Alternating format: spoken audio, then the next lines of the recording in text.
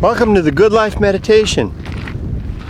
This is something that I do every day to recount and recall, to reflect on, remember, and to evaluate, and to potentially discard or keep for another day the principles that make up my life. Hold on just a second here. I like that light. Let's get a snap of that. I'm here in Siberia Ghost Town, of course. Where else? Here we go. Let's just get a... That's okay. I'm going to come over here and escape the wind. I don't know if you can hear it blowing, but it's blowing hard. And my thermos is upside down. So this is a good camera, though. Anything else interesting in there? There's definitely some new trash. There's a book down there called Going Alone somewhere.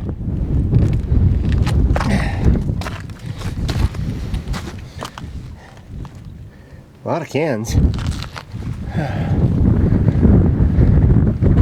The wind is really blowing. It's been a productive day. Ow, ow! Got something stuck, prickly thing stuck in my shoe. Hold on. Let me fix this.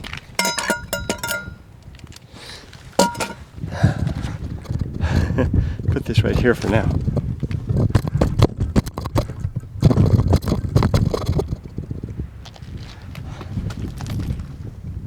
Ow! Those little things can hurt. So that's enough of a preamble, Kurt. Enough of a prelude. Let's get into it.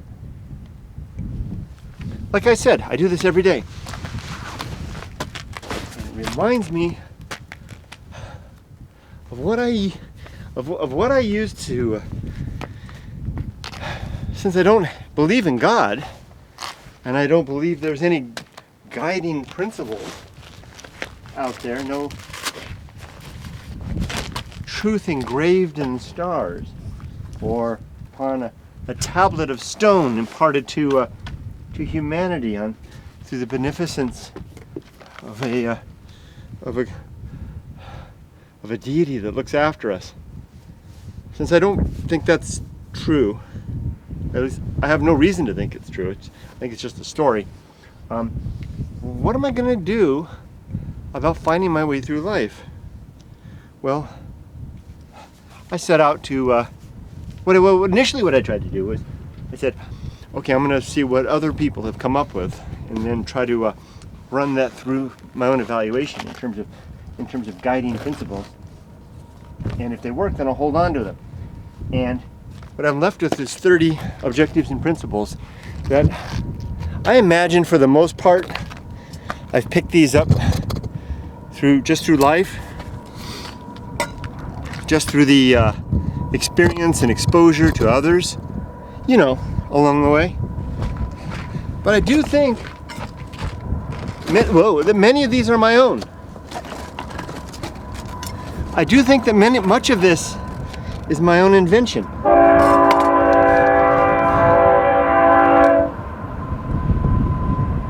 At least the wording that I use.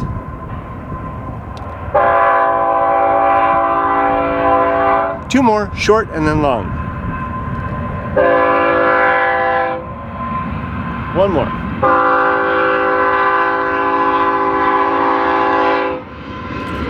So let's do it.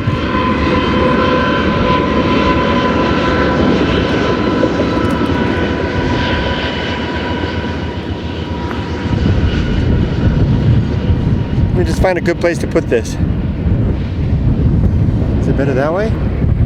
Oh, I kind of like it that way.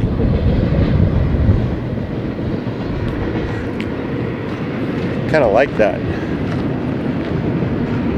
Principle number one, objective number one, to be always ready to die. To have my life in order, such that if I were to go today, I was ready to go. Hopefully the camera won't blow over. Number 2, the development and maintenance of good and sound life principles. To have... No. Let me do this. 1, be always ready to die. 2, good and effective use of time, not to waste my time. 3, the development and maintenance of good and sound life principles, precisely what I'm doing right now in reflecting on my objectives and principles, evaluating them, and moving forward. 4, the cultivation of good emotional reactions. 5, the performance of good actions. 6, the recognition of true limits and true opportunities. And 7, one thing slowly.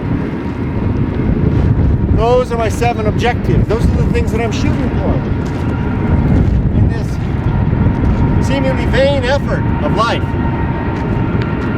Now I have 23 principles. 1, the principle of war. Be ever battling with whatever you say is true and whatever I think is true. And then if I find that they're not on firm ground, then chuck them out. 2, the principle of reason. Reason is the instrument of said battle. And the sub-principles of honesty, objectivity, and doubt. 3, the homunculus. The little mortal that lives here in my head. That will die with me when I go. It's my impression of what a soul might be. The only difference is that it doesn't outlive me. Well, that's just one of many differences. There's no supernatural element to it. It's just the consequence of my mental faculties making me have this sensation that I am an individual, a sentient being, seemingly in some self-control, seemingly with some will of my own. I'll get to that in a second. 4, the home of good and evil. Right and wrong appear to be opinions held by the homunculus through the war utilizing reason. It's like chalk written on the wall, like the graffiti on the Siberia wall back there. It's not lasting forever, even if it's oil-based. Now 5, purpose. Only purpose that I can see in this world is to survive and make babies. And then die and get out of the way. So other than that, I have to devise my own purpose, which is to live a virtuous life, where virtue is defined as the improvement of well-being in objective ways. And then also the pursuit of various missions in life, such as what I'm doing right now.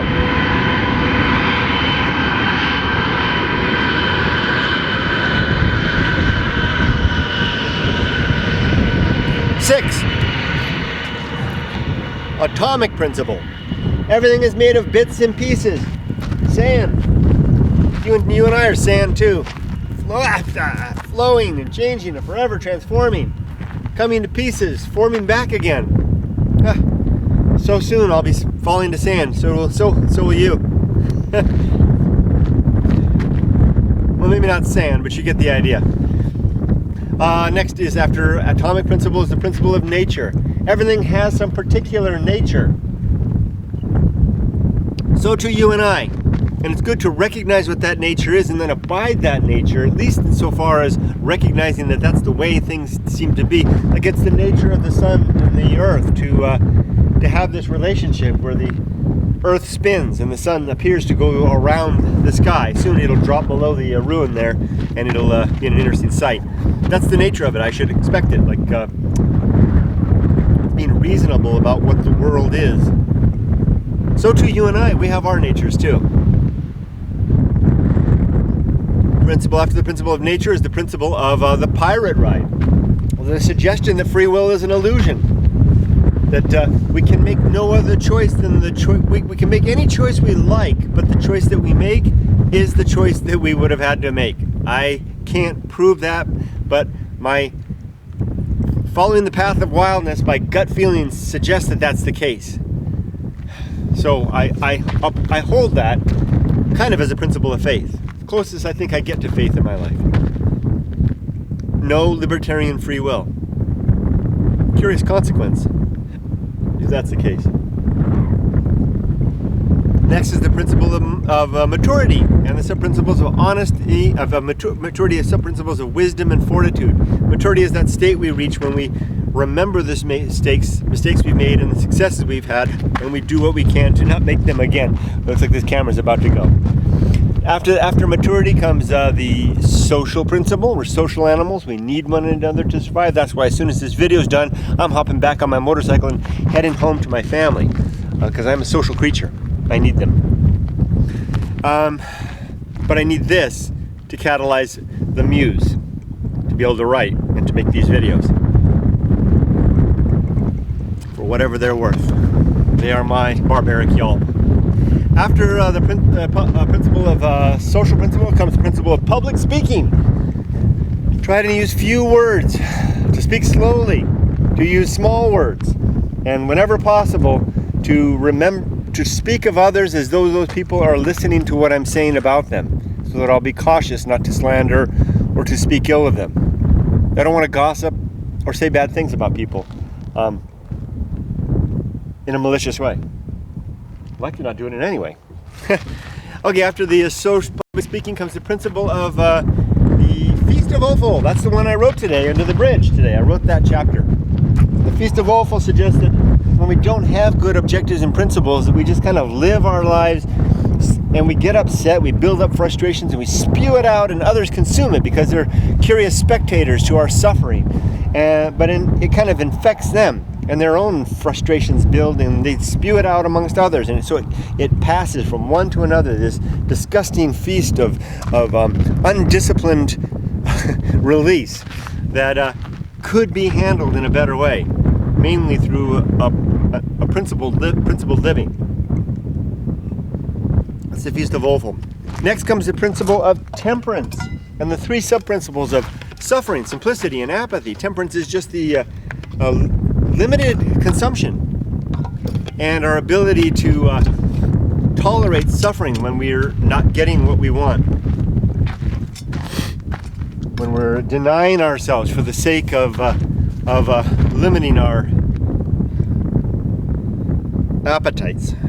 There's virtue in limiting our appetites. There's virtue in consuming less, if only for the very act of self-control.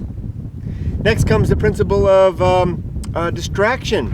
We distract ourselves throughout our lives with family and friends and school and work and games and TV and music and toys and all kinds of things.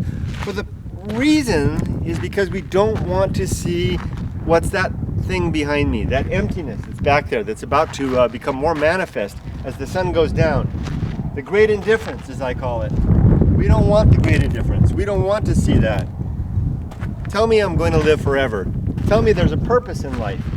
I don't want to think otherwise. But come out here to a place like this, especially go out there into the deep water wilderness, and you'll see what isn't there. It's pretty haunting. So we distract ourselves from agency and the Great Indifference, from the fact of who we are and the contrasted with the emptiness, the apparent emptiness of caring in the universe. Oh, you can tell yourself that there's some caring out there. You can suggest that to yourself if you like.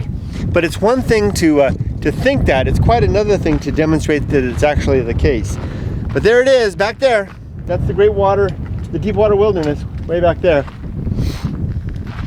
So distraction, followed by agency and the Great Indifference. After that comes the best seat in the house. To not want to be anyone else, be anywhere else, or be doing anything else, but to be okay with where I am, who I am, and what I'm doing.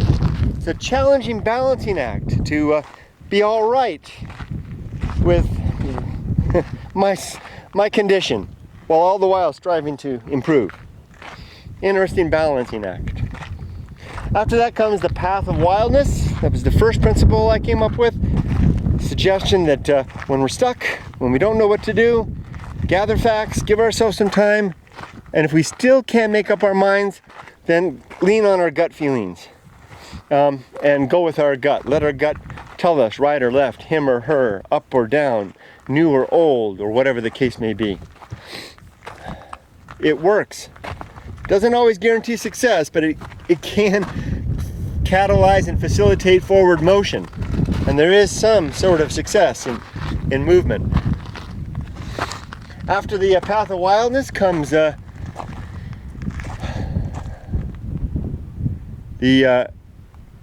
risk of avoiding risk.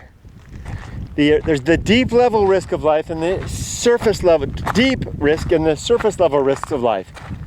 And these are kind of exclusive. Usually we go for one or the other, and we suffer consequences. It's a difficult thing to balance and have both. The surface level risks being the risks of education and finding someone to marry and buying a house, getting a good job, having kids, being stable, all those things that, you know, make for the safe and sane life. But if for a lot of folks, that's plenty. But there are folks out there who want something more. The hippies would have called it finding themselves or being self-actuated. I know it's kind of got a touchy-feely feel to it, but there's something to it.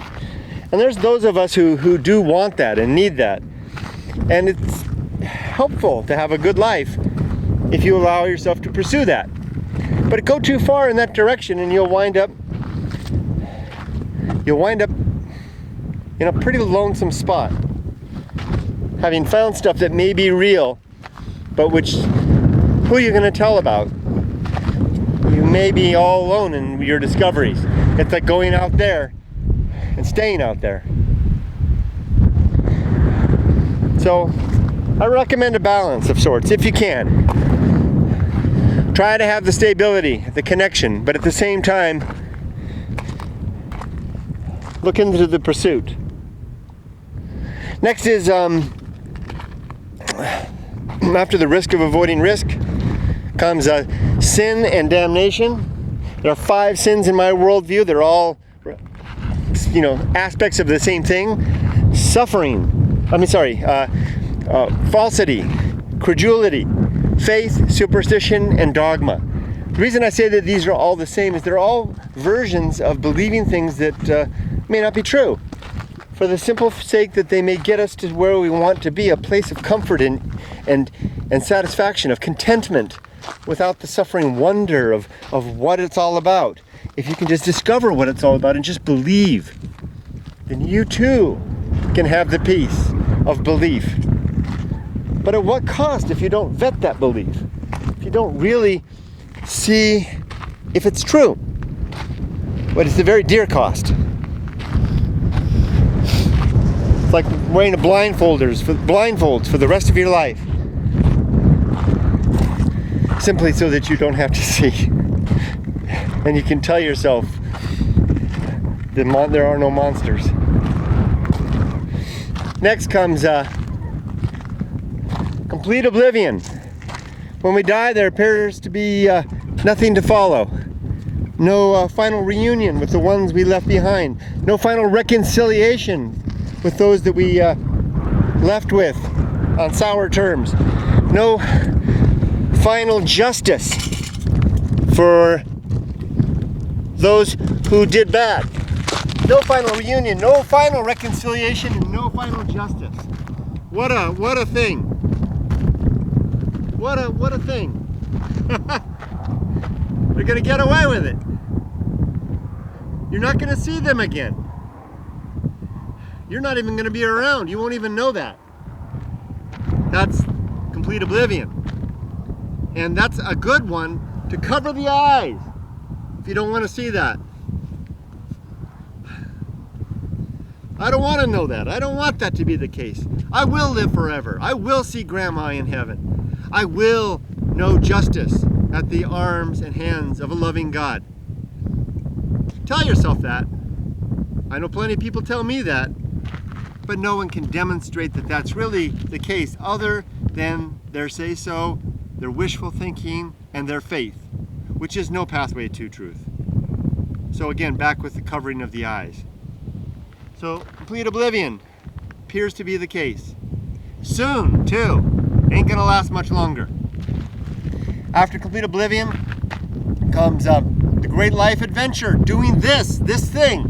that I'm doing right now. Going out into the world, traipsing about, getting caught up, discovering things, finding what it's like to be alone, to be lonely, to face down our fears, to discover that we're wrong. Ah, crap! I was wrong! And then what? To pick on to something that will give us comfort? Or to set about saying, I don't know, but I'm going to learn more. And I'm going to take a chance that I may die and not know. That's the path. That's the Great Life Adventure. Highly recommended. Give yourself one big one if you can, and a whole bunch of little ones along the way. It never gets easier, really. It's always hard. But boy, it's worth it. Oh man, it's really, really worth it. After the Great Life Adventure comes the season of philosophy. The time to take what you've learned in all of this and pen it down, or to say it into a tape recorder, or to make a video, or make a painting, or take a photo, or talk to a child, or tell a friend, whatever it is, whatever came about of your Great Life Adventure, this experience that was yours, that was your vision through all this, that your discovery, put it into some sort of words.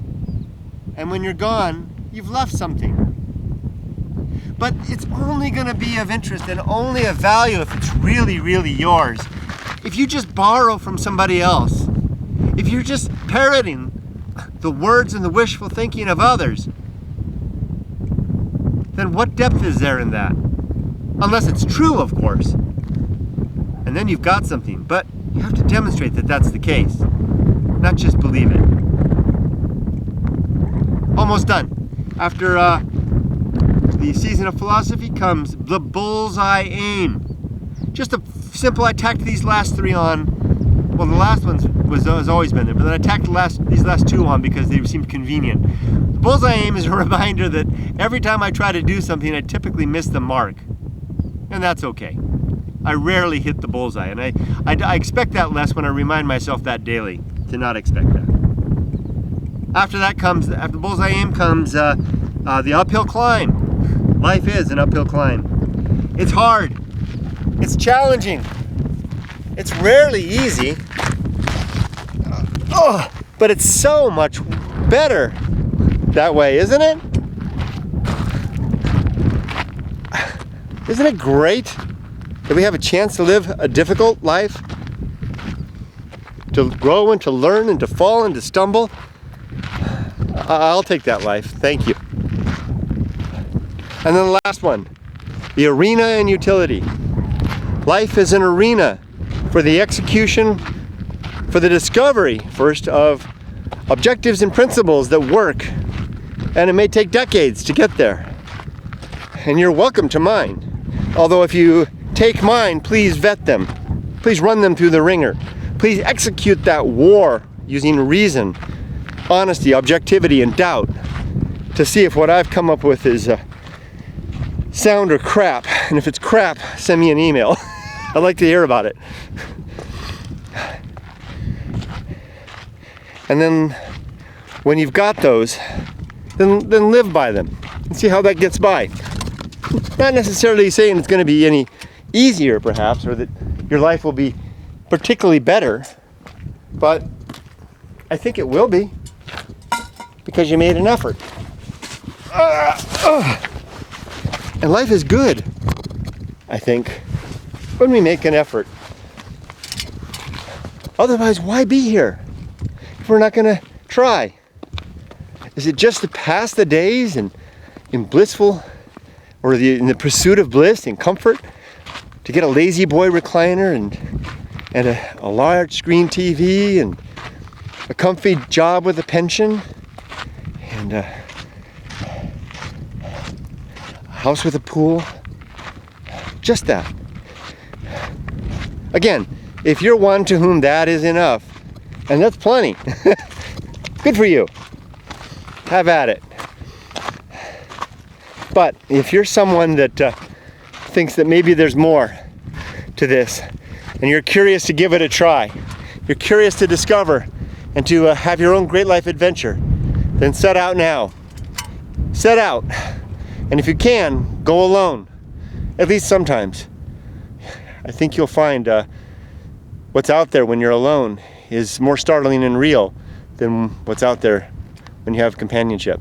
So I'll leave you with that. Thank you for joining me for another Good Life video. Remember, be safe, but not too safe. Take care.